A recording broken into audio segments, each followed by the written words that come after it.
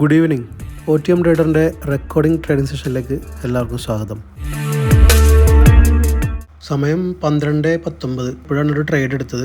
ഡ്യൂട്ടിയിലായതുകൊണ്ട് എനിക്ക് ട്രേഡ് ചെയ്യാൻ പറ്റുന്നുണ്ടായിരുന്നില്ല. പിന്നെ ഇന്നലെ എനിക്ക് ട്രേഡ് എടുക്കാനും പറ്റിയില്ല, തിരക്കുമായിരുന്നു. പിന്നെ ഞാൻ മാർക്കറ്റ് നോക്കിക്കഴിഞ്ഞപ്പോൾ എനിക്ക് തോന്നി എടുക്കാമായിരുന്നു നന്നായി. ഇന്നലെ ഒരു സൈഡ് വേ മാർക്കറ്റായിരുന്നു.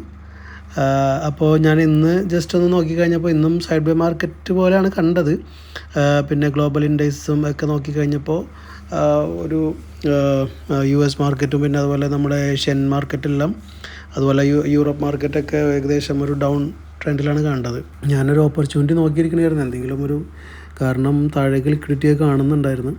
അപ്പോൾ ഒരു ഡൗൺ സൈഡ് ട്രേഡ് ഞാൻ പ്രതീക്ഷിച്ചിരുന്നിട്ട് ഞാൻ അത് എടുക്കാൻ വേണ്ടി ഇരിക്കണമായിരുന്നു. ചെറിയൊരു ഓപ്പർച്യൂണിറ്റി പോലെ കണ്ടു. അവിടെ കറൻ്റ്ലി മൂവ് ചെയ്തുകൊണ്ടിരിക്കുന്ന ക്യാൻഡിലിന് തൊട്ട് മുമ്പിലൊരു വലിയ ടെയിലായിട്ടൊരു ഗ്രീൻ ക്യാൻഡിൽ കാണുന്നില്ലേ, ആ ക്യാൻഡിലായിരുന്നു ഞാൻ ട്രേഡ് എടുത്തത്. പക്ഷേ അത് കുറച്ചൊന്ന് താഴേക്ക് വന്നിട്ട് വീണ്ടും മേളിലേക്ക് തന്നെ പോയി.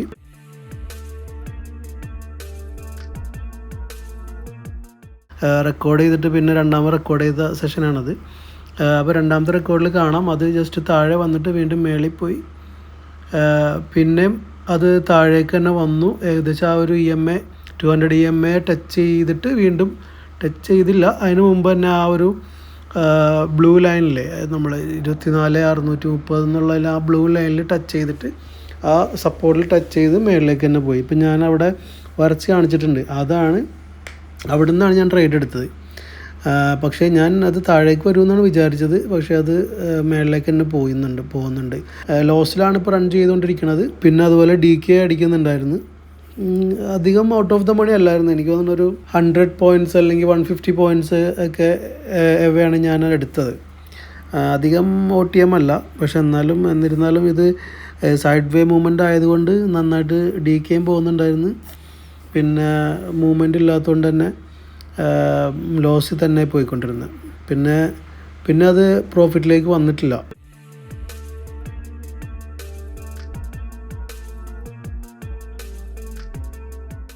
ഇന്നത്തെ ട്രേഡിംഗ് സെഷനൊക്കെ കഴിഞ്ഞു.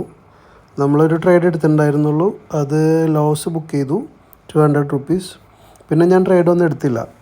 പിന്നെ ഞാൻ ഒന്നാമത്തെ തിരക്കിലായിരുന്നു. പിന്നെ വലിയ ഓപ്പർച്യൂണിറ്റീസ് ഒന്നും കണ്ടുമില്ല.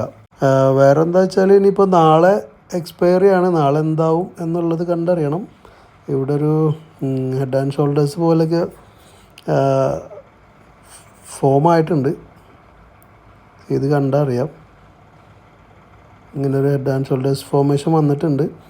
അപ്പോൾ ഇനി മേളിലേക്കോ താഴേക്കോ എന്നുള്ളതൊന്നും പറയാൻ പറ്റില്ല. അപ്പോൾ ഞാൻ ഹെഡ് ആൻഡ് ഷോൾഡേഴ്സ് എന്ന് പറഞ്ഞെങ്കിലും അത് വർക്കൗട്ട് ആവണമെന്നില്ല. അപ്പോൾ ഞാൻ ജസ്റ്റ് ആ ഫോർമേഷൻ കാണിച്ചെന്നാണ് ഇൻ 5 minutes. പിന്നെ അതുപോലെ പിന്നെ നമുക്കിനിപ്പോൾ നാളെ എങ്ങനെ ആവും എന്നുള്ളത് ജസ്റ്റ് നോക്കാം. ഇവിടെ ഇപ്പോൾ താഴേക്കൊരു ട്രെൻഡ് പോലെയാണ് ഞാനിവിടെ കാണുന്നത്. പതുക്കെ ആണെങ്കിലും സൈഡ് വേസ് ആണെങ്കിലും താഴേക്കൊരു ട്രെൻഡ് ലൈനാണ് കാണുന്നത്. ഞാൻ ട്രെൻഡ് ലൈൻ ഒന്ന് വരച്ച് കാണിച്ചു തരാം. ഇപ്പോൾ ഇവിടെ നിന്ന് വെക്കുകയാണെങ്കിൽ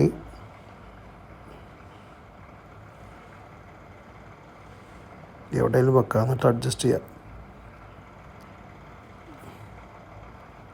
ഓക്കെ, ഞാനിത് ഇവിടെ വെക്കുകയാണ്. കണ്ട, ഇവിടെ നമ്മൾ നോക്കുകയാണെങ്കിൽ ലോവർ ഹൈസ് ക്രിയേറ്റ് ചെയ്തിട്ടാണ് ഇത് മുന്നോട്ട് പോയിക്കൊണ്ടിരിക്കുന്നത്.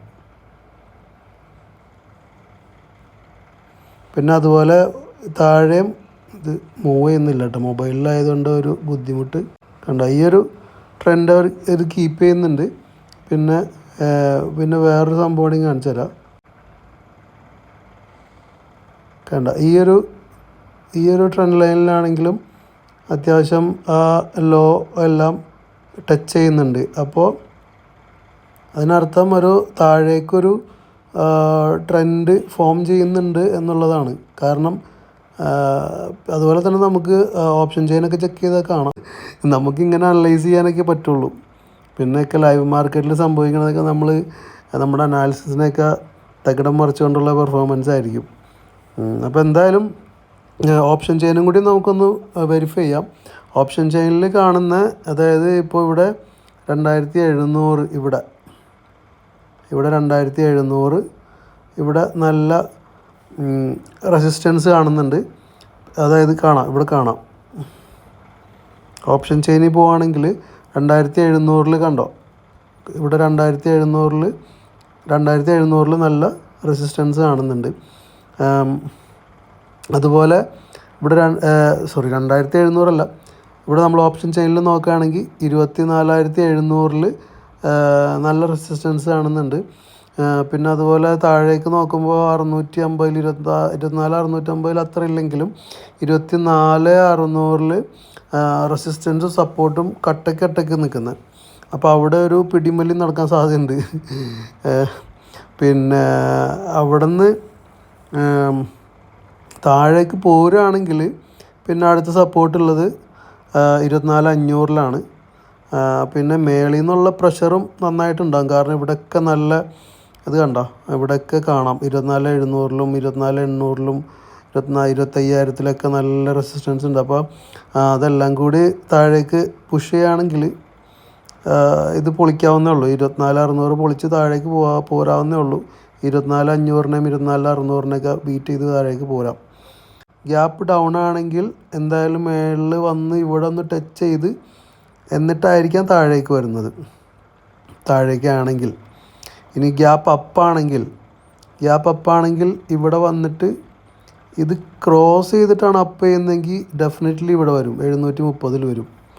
അപ്പോൾ അവിടെ വരെ ഒരു ട്രേഡ് ഉണ്ട്. പിന്നെ അതിനെ മേളിലേക്ക് വരുമോ എന്നുള്ളത് നമുക്ക് കാണേണ്ടി വരും. അവിടെ നിന്ന് റീബൗണ്ട് ചെയ്ത് അവിടെ നിന്ന് നേരെ ഒരു പുൾ ബാക്ക് കിട്ടിക്കഴിഞ്ഞാൽ നേരെ താഴേക്ക്. പക്ഷേ പിന്നെ അവിടെ എനിക്ക് അങ്ങനെ വരാണെങ്കിൽ ഒരു സൈഡ് വേ മാർക്കറ്റ് ആയിരിക്കാം. അങ്ങനെ ഒരു സൈഡ് വേ മാർക്കറ്റ് കളിച്ച് പോകുമായിരിക്കും. എന്തായാലും നോക്കാം. ഇതൊക്കെ ഇങ്ങനെ അനലൈസ് ചെയ്ത് പറയാവുന്നേ ഉള്ളൂ. ഇതൊക്കെ സംഭവിക്കുന്ന ലൈവ് മാർക്കറ്റിൽ നമുക്കിതൊന്നും പറയാൻ പറ്റില്ല. കാരണം നാളെ എക്സ്പയറിങ് കൂടിയാണ്, നല്ല വോളറ്റൈലായിരിക്കും. അപ്പോൾ അതൊക്കെ കണ്ടിട്ട് വേണം ട്രേഡ് എടുക്കാൻ എന്ന് വിചാരിച്ചിരിക്കുന്നു. അപ്പോൾ എല്ലാവരും അതൊക്കെ കൂടി ഒന്ന് ശ്രദ്ധിച്ചേക്കുക ട്രേഡ് എടുക്കുന്നവർ. പിന്നെ സ്ട്രിക്ട്ലി സ്റ്റോപ്പ് ലോസ് വയ്ക്കുക. അപ്പോൾ അതെപ്പോൾ ചെയ്താലും എസ്പെഷ്യലി എക്സ്പയറി ഡേയിൽ നമ്മൾ ട്രേഡ് ചെയ്യുമ്പോഴും സ്റ്റോപ്പ് ലോസ് മസ്റ്റായിട്ട് വെക്കണം. പിന്നെ ഞാനീ പറയുന്ന അനാലിസിസും കാര്യങ്ങളും ഒക്കെ മുൻപ് ചെയ്തിട്ടുള്ള എക്സ്പീരിയൻസിൽ നിന്നും ഒക്കെ കിട്ടിയിട്ടുള്ളൊരു ഒരു അറിവാണ്. പിന്നെ അതുപോലെ എന്തെങ്കിലും സജഷൻസ്, ഫീഡ്ബാക്ക് കാര്യങ്ങളൊക്കെ എൻ്റെ വീഡിയോനെ പറ്റിയിട്ടും കാര്യങ്ങളൊക്കെ വീഡിയോനെ പറ്റിയല്ല, എൻ്റെ ട്രേഡിങ് സ്റ്റൈലിനെ പറ്റിയിട്ട് എനിക്ക് ഫീഡ്ബാക്സ് ഒക്കെ തരണം. പിന്നെ അപ്പോൾ നമുക്ക് ഒരുമിച്ച് പഠിച്ച് ഒരുമിച്ച് ട്രേഡ് ചെയ്ത് ഒരുമിച്ച് സക്സസ്ഫുൾ ആവാം. അപ്പോൾ നല്ല ഫീഡ്ബാക്സും നല്ല കമൻസും പിന്നെ സജഷൻസൊക്കെ തരാം. ട്രേഡിങ് സ്റ്റൈല്, പിന്നെ എന്തെങ്കിലും ഞാൻ തെറ്റുകളാണ് ചെയ്യുന്നതെങ്കിൽ അത് തിരുത്താനായിട്ടുള്ള സജഷൻസൊക്കെ പറഞ്ഞു തരാം. അപ്പോൾ നമുക്ക് എല്ലാവർക്കും അങ്ങോട്ടും ഇങ്ങോട്ടും പഠിച്ച് മുന്നേറാം.